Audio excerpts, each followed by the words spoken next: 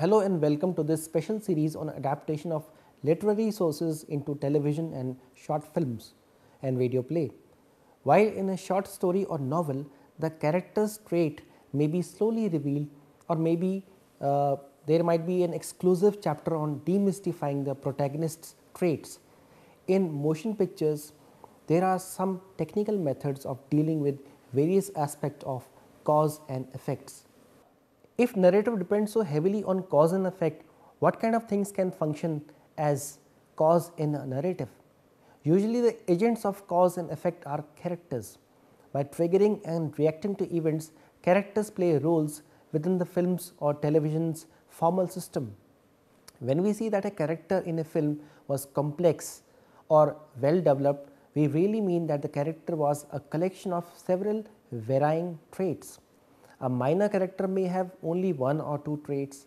A memorable character such as Sherlock Holmes is a mass of traits, some bearing on his habits, that is his love of music, his addiction to cocaine, and others reflecting his basic nature, that is his penetrating intelligence, his disdain for stupidity, his professional pride, his fighting abilities, and many others. In general, a character's traits are designed to play a casual role in the narrative. In the Hindi film Zindagi Na Milegi Dobara, the character of Abhay Deol is often shown playing pranks on his friends by posing as a psychological expert, and even another character played by Hrithik Roshan addresses him as Dr. Fraud, alluding to the great psychologist Dr. Sigmund Freud. साले बहुत सिगरेटिव है। अबे कुछ बताने के लिए है ही नहीं तो। नहीं तू जरूर कोई इमोशनल प्रॉब्लम से गुजर रहा है। और मैं अर्जुन, मैं तो हमेशा बोलता हूँ कि दोस्त अगर दोस्त की प्रॉब्लम को नहीं समझेगा तो कौन समझेगा। कंटिन्यू। या एब्सोल्युटली। और प्रॉब्लम समझने के लिए एक टेस्ट खेलना होगा। मैं एक वर्ड बोलूंगा, के उसे सुनकर जो पहले तेरे दिमाग में आएगा तुझे बोलना है, बिना सोचे, ठीक है? ओके, रेडी डॉक्टर साहब। फाइन। गाड़ी, रास्ता, अर्जुन, बिरादर, डायरी, शायरी, दिल, प्यार, मुंबई, ट्रैफिक, फादर, मदर। आहा, तो मेरे टेस्ट रिजल्ट के मुताबिक तुम्हारा इमोशनल प्रॉब्लम है तुम्हारे फादर, और ये बात तुम सबसे छुपा रहे हैं। और मेरे ख्याल के मुताबिक डॉक्टर सिगमंड फ्रॉड, तुम्हें अपनी डिग्री फाड़ के फेंक देनी चाहिए। प्लीज फाड़ के फेंक दो, please. Don't hurt my feelings, man. At first, this seemed a small, irrelevant detail in the film, but near the end, Abhay Deol's internal conflict about getting married to the character of Natasha is revealed when Hrithik employs the same ploy of Abhay by posing rapid-fire psychological questions to him. I think you should buy her something. You're absolutely right. Guys, shopping चले? तुम लोग जाओ, मैं hotel वापस जा रहा हूँ। तेरी तबीयत खराब है। ओए, I'm fine. ये तो टेस्ट के बाद ही पता चलेगा। Test? What do you say, Dr. Fraud? खेलें? Bring it on. So, जो वर्ड पहले। I know the drill. Ask. Black. रात, समंदर। नमकीन, काम। पैसा, सेक्स। I like. दोस्त। तू? शादी। Family.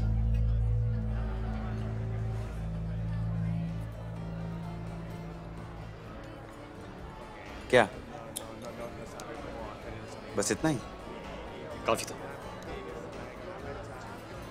साले, मेरे पैंतरे मुझ पे इस्तेमाल कर रहे हैं। सीधा बोल, बात क्या है? ओके। शादी पे तू थोड़ा हिचकिचा। हाँ तो? I'm just saying, शादी पे तू थोड़ा हिचकिचा। Look, इन बेकार बातों के लिए मेरे पास टाइम नहीं। Okay? See you later. Bye. Okay. Guys, I'm sorry. Character traits can involve attitudes, skills, preferences, psychological drives, detail of dress and appearance, and any other specific quality the film creates for a character. Not all causes and effect in narrative originate with characters. In the so-called disaster movies, an earthquake or tidal wave may precipitate a series of actions on the part of the characters.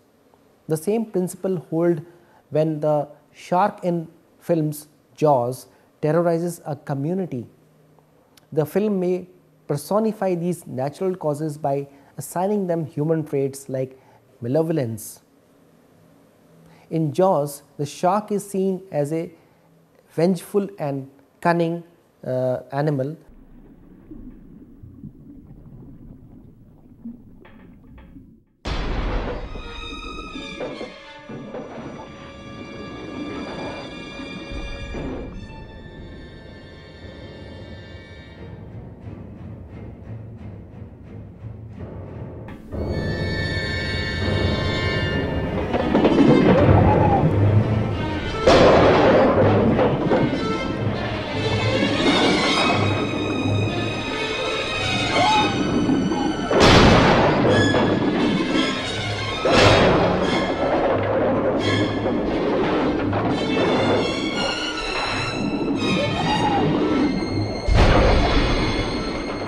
Still, once these natural occurrences set the situation up, human desires and goals usually enter the action to develop the narrative. A man escaping from a flood may be placed in the situation of having to decide whether to rescue his worst enemy. In Jaws, the town people pursue a variety of strategies to deal with the shark, propelling the plot as they do so. In general, the spectator actively seeks to connect events by means of cause and effect. Given an incident, we tend to hypothesize what might have caused it or what it might in turn cause. That is, we look for causal motivation.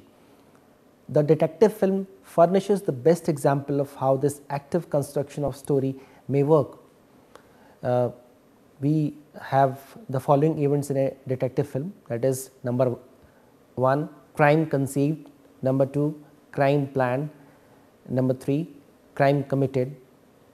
So, a murder has been committed, that is, we know an effect, but not the causes or the killer, perhaps the motive also and the method also. The mystery tale thus depends strongly on curiosity, our desire to know events that have occurred before the plot action begins. It is the detective's job to disclose at the end the missing causes, name of the killer, explain the motive and reveal the method. That is, in detective film, the climax of the plot, the action as we see it, is the revelation of prior incident in the story, that is, events which we did not see.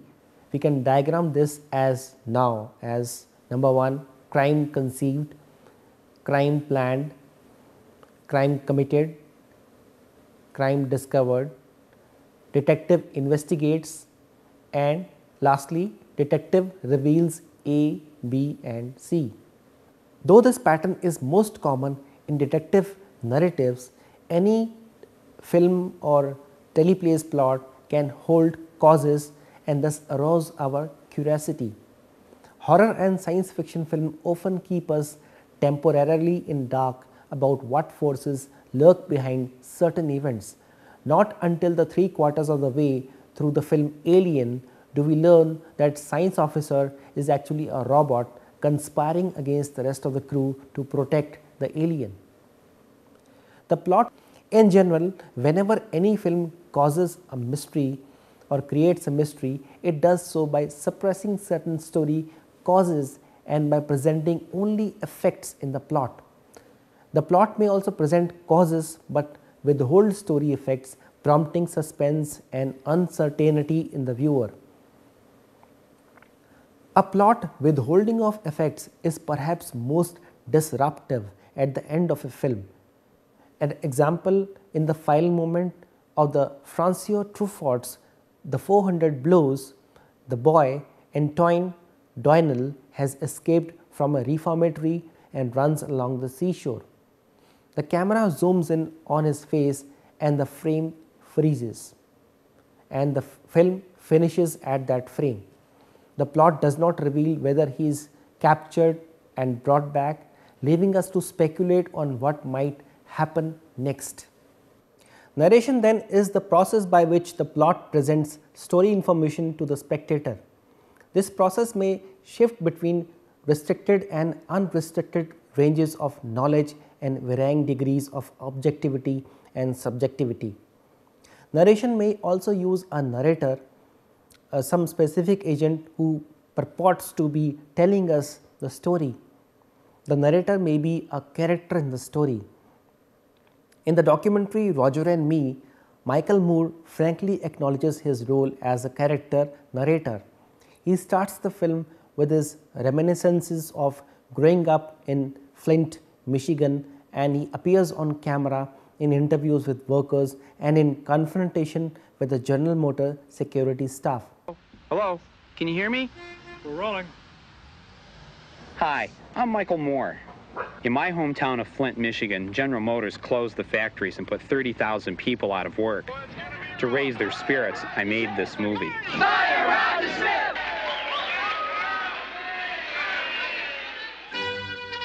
And went off to find GM Chairman Roger Smith to get some answers.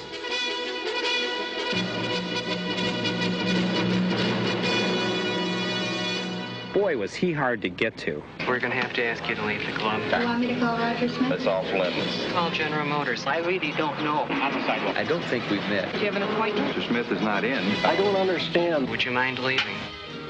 A film can also use a non-character narrator. Non-character narrators are common in documentaries. A fictional film may employ this device as well, using a dry, matter-of-fact commentator to lend a flavor of objectivity. A film may play on the character or non-character distinction by making the source of a narrating voice uncertain. We might assume that a character is the narrator, but we cannot be sure because we cannot tell which character the voice belongs to. In fact, it might be coming from an external commentator. Note that either sort of narrator may present various sorts of narration. A character narrator is not necessarily restricted and may tell of events that he or she did not witness. A non-character narrator need not be omniscient and could confine the commentary to what a single character knows. A character narrator might be highly subjective, telling us details of his or her inner life, or might be objective, confining his or her recounting strictly to externals. A non-character narrator might give us access to subjective depths or might stick simply to surface events. In any case, a viewer's process of picking up cues, erecting expectations and constructing an ongoing story out of the plot will be partially shaped by what the narrator tells or does not tell. Now let us talk about one more feature of the script writing, of course, which also belong to the realm of theatre, which we call as Aristotle's Incline. The definition of plot and its principles were originated by Aristotle in Poetics. According to his definition, a plot has to have a beginning, a middle and ending, and the end must have a logical outcome resulting from the beginning and the middle events. All events travel towards a single and inevitable logical outcome. Tied together are the elements of action, time and place. Aristotle's principles of plot were modelled after classic Greek tragedies.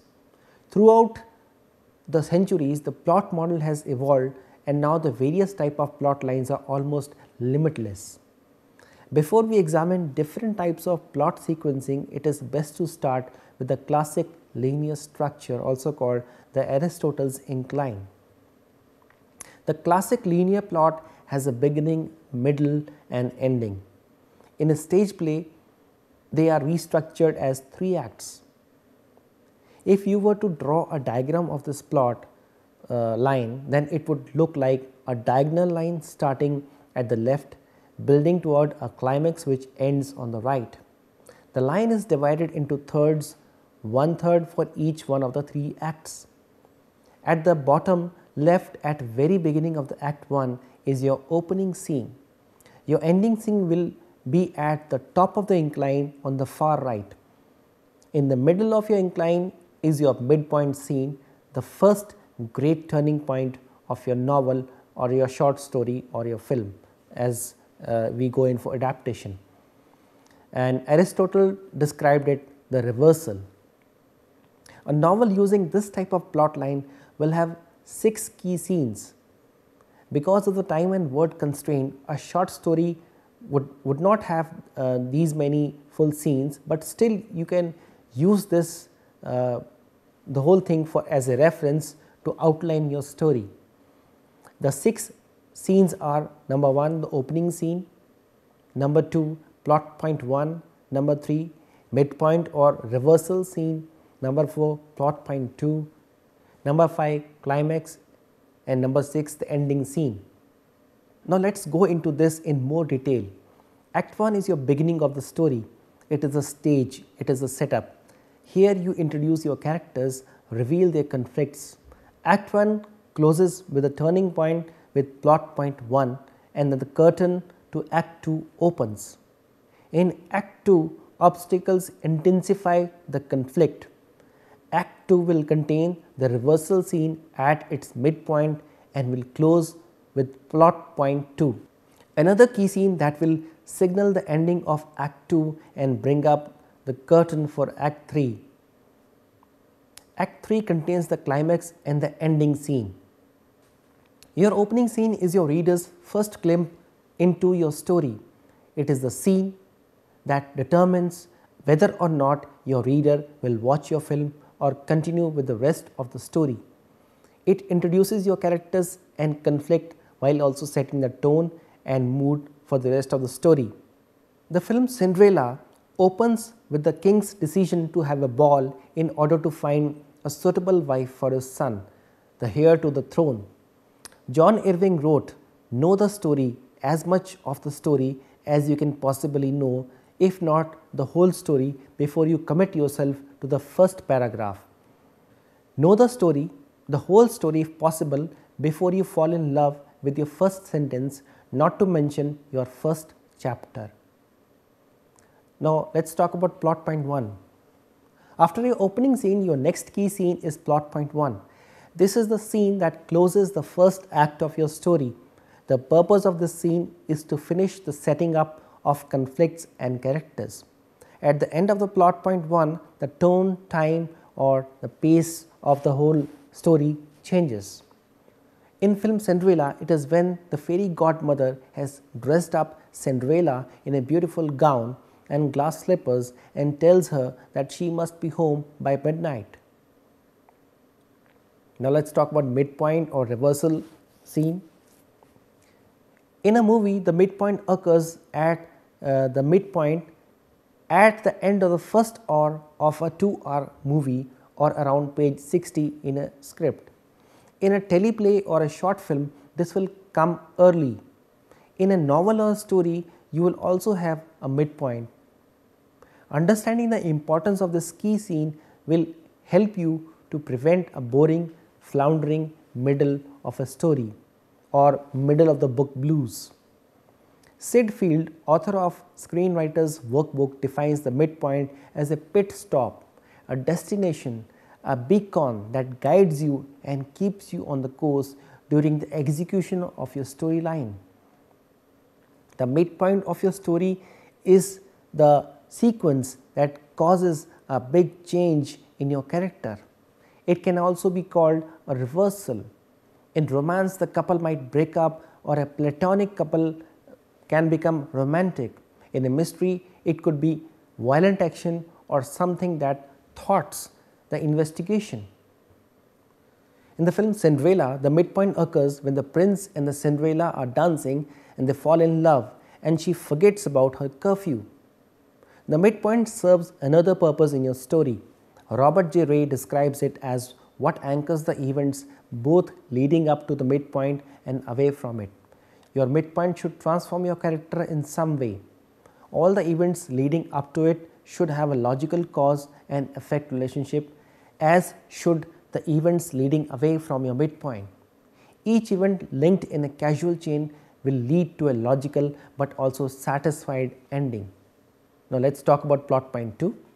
Just as plot point 1 closes Act 1, plot point 2 closes Act 2 and opens the curtain for Act 3. Robert J. Ray described the function of plot point 2 as plot point 2 is the high point and the turning point. You use it to wind up the action up, twisting the strands of your story so that they can be unwound in Act 3, sometimes called the denouement. He explained that the origin of denouement comes from disnor, which means undo. This scene or the sequence is also a good place to bring back all your major characters. In Cinderella, the clock strikes midnight, the coach turns back into a pumpkin, and Cinderella flees from the ball and loses a slipper. Now, let us talk about the climax. The climax of a story is the high point of emotional intensity. It is the moment of resolution. On the Aristotle's incline diagram, it is the highest point of your story before it closes with the ending scene. In the film Cinderella, the climax occurs as she endures the scorn of her stepmother in order to try on the glass slipper. It fits, and we know what happens next. The ending sequence is the final part of your story. At this point, everything has come to a logical resolution. An ideal ending scene should have a final image that remains in the reader's mind after he has closed the book. Now, a short film most of the time cannot have the luxury of going through so many acts and scenes, but objective is to understand the whole flow of chain of events.